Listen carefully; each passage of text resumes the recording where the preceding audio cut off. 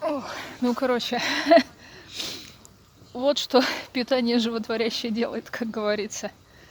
Сегодня я уложилась в лимит, причем и по часам, и по Суунта. Правда, Суунта немножко сошло с ума, и на первом кругу показало, что я прошла 1200 с лишним километров, поэтому я там ориентировалась только на скорость. Но тем не менее, если считать, вычесть эти 1200 километров, то 5,5 по Суунта за 56 с чем-то минут, а по часам 5,16 километров за 59, что ли, минут. Ну, короче, и то, это я влезаю в лимит. И это офигенно. Решила, что, наверное, не очень хорошо... Сейчас, секунду. Не очень хорошо сидеть на земле, пусть и в спортивных штанах, но все-таки они вряд ли совсем не промокаемые, но все-таки прохладненько. Ну так вот, я сегодня, получается, перед тем, как выйти, развела себе таблетку изотоника в обычную чашку, то есть там было написано, что одна таблетка на 250 миллилитров воды. Ну вот как раз так и вышло. Поела, получается, у меня как раз был обед, курочку с яичком и соленым огурцом. Развела себе в термостакан артмастерсовский, который положила вот в этот карман, чаечек с сахаром и немножко солью, и остаток лимона положила.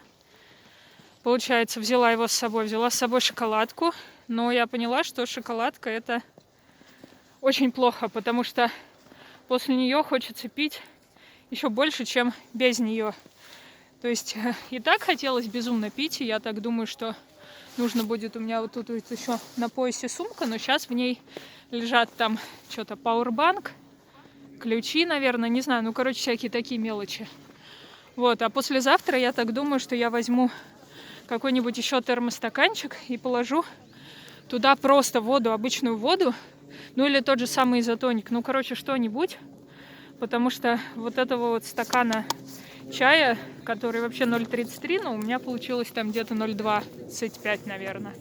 Его вообще не хватило, то есть я первый раз его попила, попыталась прямо на ходу после первого километра, чуть-чуть попила.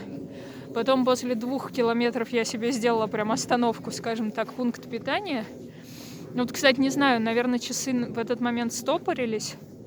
Суунта я точно останавливала, я помню. Не знаю, не супер много я там времени провела. То есть даже если не останавливать отсчет времени, я думаю, что даже с этим пунктом питания я все равно в лимит уложилась. Ну вот, там я прям попила этого чая нормально. Съела, наверное, 2/5 от шоколадки. Аленка такая, знаете, я не знаю, сантиметров 5 она в высоту, типа, как сказать, чоколад-бар, нет. Шоколадка, но не большая, а малюсенькая такая. Вот, и вот от этого вот маленького кусочка Аленки мне так хотелось пить. Я понимала, что надо оставить хоть немножко чая. Блин, у вас, наверное, голова кружится. Сейчас, просто не хочу пока лыжи и палки поднимать, поэтому на месте стою. Ну вот после этой Аленки так безумно захотелось пить, что я еле-еле пыталась себя заставить оставить хоть немножко чая, на остаток, потому что на тот момент, я напоминаю, я всего 2 километра прошла. Я понимала, что еще большая часть впереди. Вот. Но в итоге на каком-то, наверное, на 4-м километре, или посередине между 3-м и 4-м километрами, я поймала какой-то такой ритм хороший. Что-то там у меня играла, по-моему, песня «Твари» группы Тимиртау. Я что-то под нее так хорошо толкалась, что вроде, какой-то кусок я прям чувствовала, что классно, хорошо. Но я думаю, там еще сыграла психология, потому что мне казалось, что я уже почти 4 прошла. А когда я сделала разворот, там было типа 3,6, что ли, не помню. В общем, после этого я немножко приуныла, а вот где-то на 4,2 вроде как опять силы появились. Но потом каждые 100 метров, когда я двигалась, я понимала, что я уже еле-еле ползу. И только, наверное, на последних 200 метрах опять немножко силы появились. Тоже не помню, какая песня там играла. Челси, давай, Россия, которая перед Сочи или перед чемпионатом каким-то футбольным. Ну вот это, короче. А, нет, большие гонки. Шоу «Большие гонки» было, и вот к этому шоу делали песню вот это, что-то там. Давай, Россия, давай, давай. И вот под нее я тоже так хорошо прям растолкалась.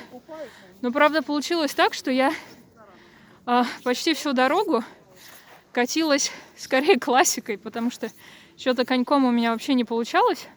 Да, я сегодня каталась целиком по Заречной, потому что, слава богу, снега выпало столько, что даже когда трактор расчищает, все-таки возможно кататься, потому что в прошлый раз я немножко попыталась какой-то кусок по ней ехать, но в большей части мест вот этот вот слой снега между асфальтом и палкой, он был слишком тоненький, то есть штырек, он до асфальта вставал, ну и, соответственно, невозможно было толкаться, плюс это все-таки нехорошо для палок. Поэтому в прошлый раз я большую часть по, так скажем, фрирайду каталась по снегам, по сугробам. Кстати, возможно, поэтому вышло дольше и тяжелее. Сегодня чисто вот по Заречной. Плюс еще сегодня я первый раз воспользовалась все-таки пробкой и нанесла не один слой, а 2 слоя мази, размазала их пробкой. И, блин, вначале мне показалось, что я вообще зря это сделала, потому что у меня настолько скользили лыжи, что я толком оттолкнуться даже не могла. Под конец уже, конечно, немножко подстерлась мазь и стало не так сильно, но все равно я заметила, что я, конечно, тот еще лыжник, но все равно заметила, что в некоторых моментах у меня лыжи скользили как-то типа в бок, то есть не в том плане, что когда я коньком отталкивалась, а когда я ехала прямо, они у меня ехали не только прямо, но и в бок, уезжали именно, ну как бы параллельно поверхности. Не знаю, с чем это связано, возможно, как-то ногу не так ставлю. Но, блин, я офигеть как рада, что я уложилась в лимит, что по часам, что по Суунта. Значит, все-таки шанс есть завтра не заставлять судей ждать меня до последнего, а закончить до послезавтра, да? Или я завтра сказала? Ну, короче, в субботу до закрытия трассы. Сейчас вот тут рядом пятерочка. Я не знаю, продаются ли там эти изотоники, но я так думаю, что сейчас зайду, посмотрю. Если нет, то хотя бы минералочки соленые куплю, потому что это невозможно. Вот. Вот еще что хотела сказать. Я как раз вот на развороте, когда было, по-моему, 3,6, поняла, что у меня, ну, точнее, до этого разворота поняла, на развороте просто это сделала, что у меня безумно горячие руки, то есть то, что тело нагрелось, я-то поняла еще, ну, сильно раньше, но, естественно, куртку я не расстегивала, потому что как быстро нагрелась, так быстро и остыну, это чревато. А вот руки, кисти, я прям поняла, что супер горячие, а за счет того, что я каталась в горнолыжных перчатках, с ними, естественно, ни часы не тыкнуть, ни телефон.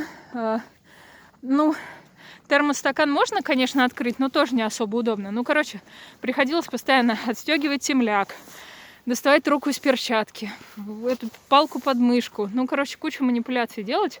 Я сняла перчатки, благо у них есть застежечки, между собой застегнула, пристегнула к карману нагрудному. И прям хорошо стало. Я сейчас думаю, у меня, конечно, нету именно таких вот лыжных тонких перчаток, непромокаемых, а в вязаных не очень хочется. Ну, короче, наверное, сейчас сделаю ревизию, какие у меня есть вообще перчатки, чтобы понять, в чем послезавтра ехать, потому что в горнолыжных реально жарко. Ну или на крайний случай поеду в них и вот так же вот пристегну, как сейчас. Вот. Ладно, все. Ой, господи, уже 8,5 минут. Мне кажется, мне весь предыдущий влог меньше вышел. Все, пойду в пятерочку животворящую за изотоником или водичкой. Ну, короче, эта бутылка воды оказалась самой дорогой в моей жизни. Потому что стоила она мне телефона. Да, не нового.